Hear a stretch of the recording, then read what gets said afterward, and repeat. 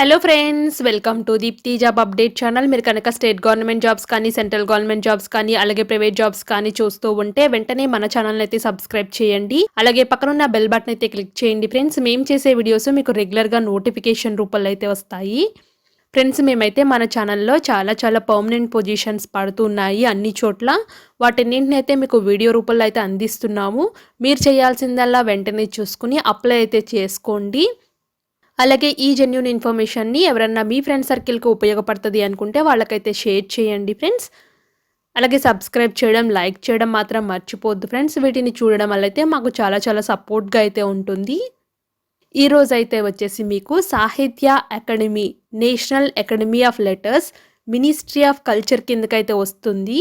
దాంట్లో permanent పొజిషన్స్ని recruitment చేసుకోవడానికి అయితే నోటిఫికేషన్ అయితే వేసుకున్నారు. ఇప్పుడు క్లియర్గా అయితే నోటిఫికేషన్ అయితే చూద్దాము ఫ్రెండ్స్. ఇప్పుడైతే చూద్దాము Sahitya Akademi, national academy of letters, ministry of culture official website ఇది. ఇలా మీరు కిందకైతే వచ్చేసి లేటెస్ట్ అడ్వర్టైజ్మెంట్లో invite application for the various post on direct recruitment basis ఉంది కదా, దీన్ని అయితే క్లిక్ చేయండి ఫ్రెండ్స్. ఇది క్లిక్ చేస్తే అయితే మీకు డైరెక్ట్ రిక్రూట్మెంట్ పీడిఎఫ్ అయితే జనరేట్ అయితే అవుతుంది. ఇలా అయితే మీకు పీడిఎఫ్ అయితే కనిపిస్తుంది. ఇప్పుడు పొజిషన్స్ అయితే క్లియర్గా అయితే చూద్దాము. డిప్యూటీ సెక్రటరీ జనరల్ పొజిషన్ ఒక వేకెన్సీ అయితే ఉంది.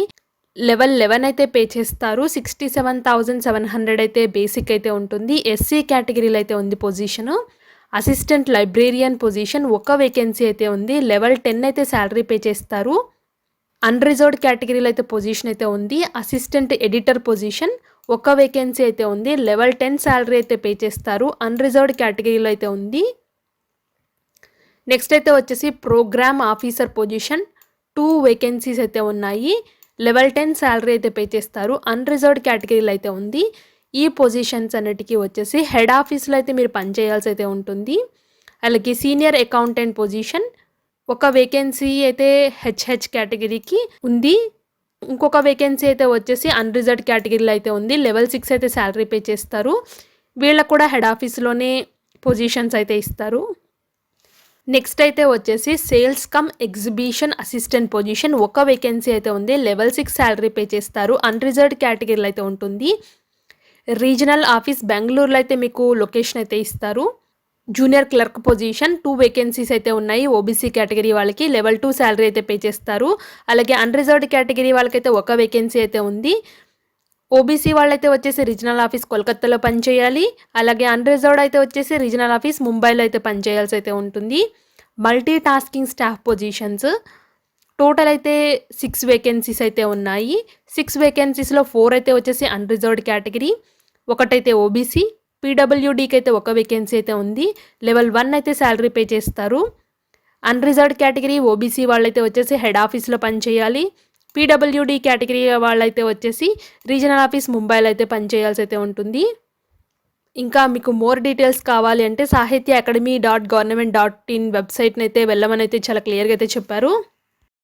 ఫ్రెండ్స్, ఇప్పుడైతే వచ్చేసి దీని డీటెయిల్స్ అయితే చూద్దాము ఈచ్ పోస్ట్కి. అలాగే మీరు ఏ పోస్ట్ డీటెయిల్స్ కావాలి అంటే ఆ పోస్ట్ మీద అయితే క్లిక్ చేయండి ఫ్రెండ్స్. అప్పుడైతే డీటెయిల్స్ అయితే వస్తున్నాయి.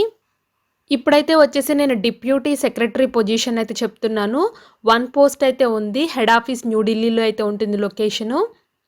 అలాగే దీనికి ఎడ్యుకేషన్ క్వాలిఫికేషన్ అయితే వచ్చేసి a post graduate degree from a recognised university నుంచి చేసి 5 years relevant experience in the field of publications and promotion of books of government body వీటిలో అయితే ఉండాలి.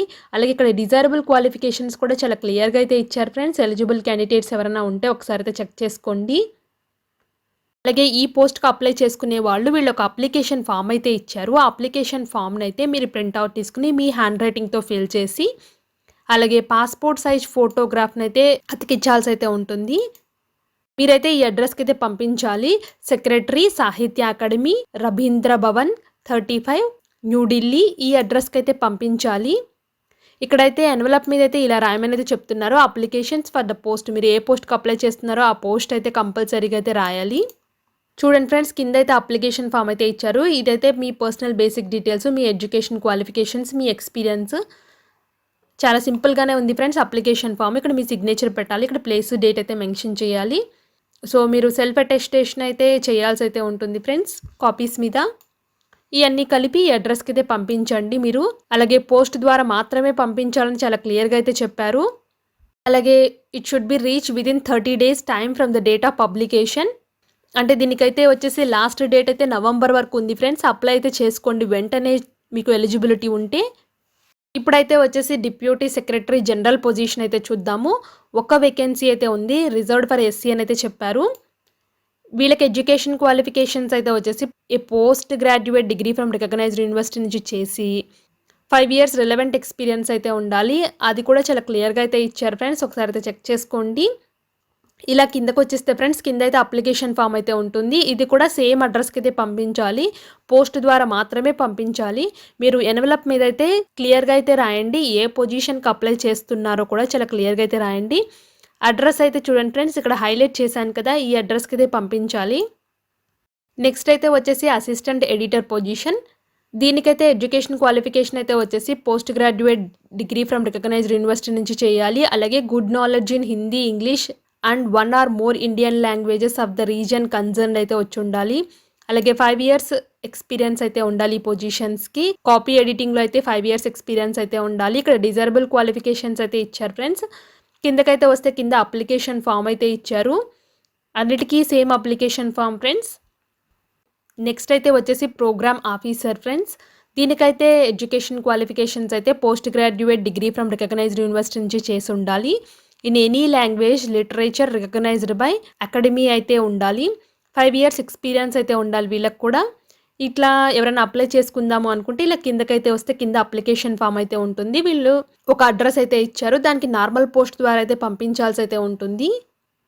నెక్స్ట్ అయితే వచ్చేసి సీనియర్ అకౌంటెంట్ పొజిషన్. వీళ్ళకి ఎడ్యుకేషన్ క్వాలిఫికేషన్స్ అయితే వచ్చేసి graduation in commerce from recognised university నుంచి చేసి 5 years ఎక్స్పీరియన్స్ ఇన్ అకౌంటింగ్లో అయితే ఉండాలి.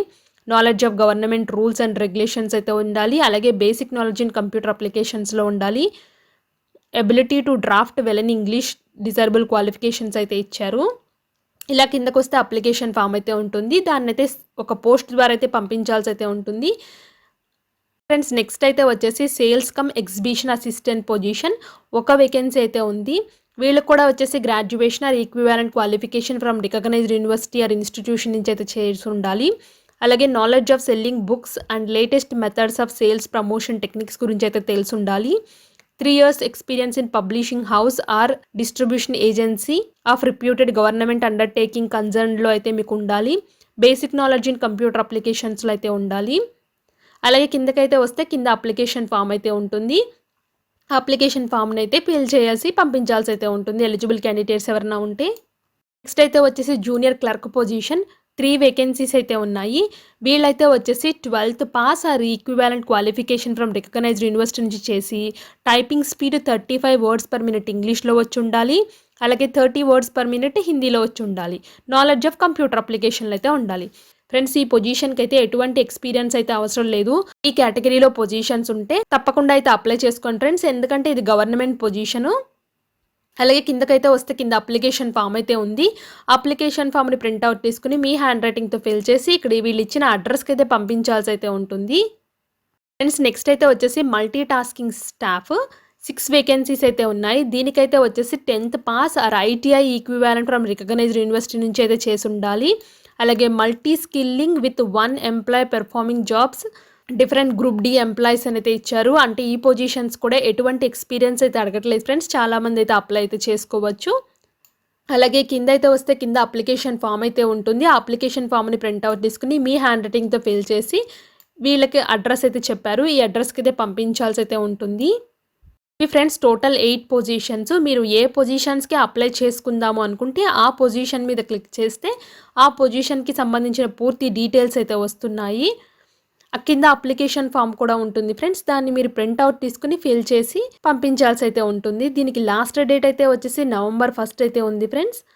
ఇదైతే వచ్చేసి డేట్ ఆఫ్ అడ్వర్టైజ్మెంట్ 2 October 2021 అయితే ఇచ్చారు. వితిన్ 20 daysలో వాళ్ళకైతే రీచ్ అవ్వాలని అయితే చెప్పారు. అలాగే లాస్ట్ డేట్ ఇక్కడ చాలా క్లియర్గా అయితే ఇచ్చారు, 1st November 2021.